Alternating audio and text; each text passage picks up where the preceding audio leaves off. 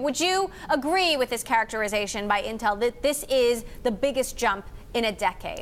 Look, I mean, the performance improvement is substantial, and it's particularly notable given that this is an aberration rather than a substantial revolution in its cadence of chip improvement over time.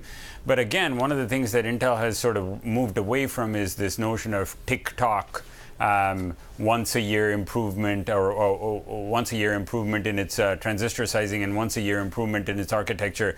We've gone to a tick-tock-tock strategy, and now this is a tick-tock-tock-tock strategy. So the improvements are becoming, they're coming faster for sure, but they're relatively marginal improvement. So when you consider that context, this particular improvement in performance is pretty substantial with 40%. The one thing though, Emily, I will say that this is not across the board improvement. Doesn't fit into its overall master plan of chip improvements or its roadmap per se, number one. Number two is that this is not across the board for all of its chips. So this is limited to its laptop platform. It's predominantly 4 SKUs in the Core i5 and the Core i7 strategy, sort of higher end chips, if you may.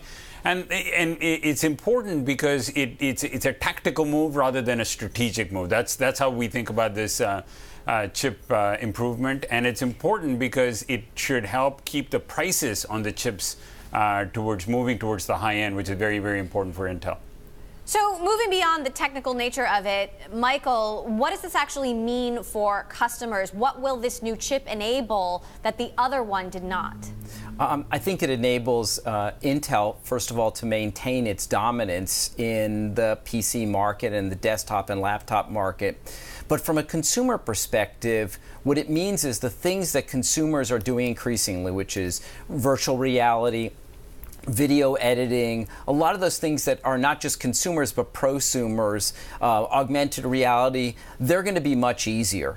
And at the same time, what's happening with Intel is they're going to be able to dominate what are called the Internet of Things, whether that's virtual reality or in-home automation or self-driving cars.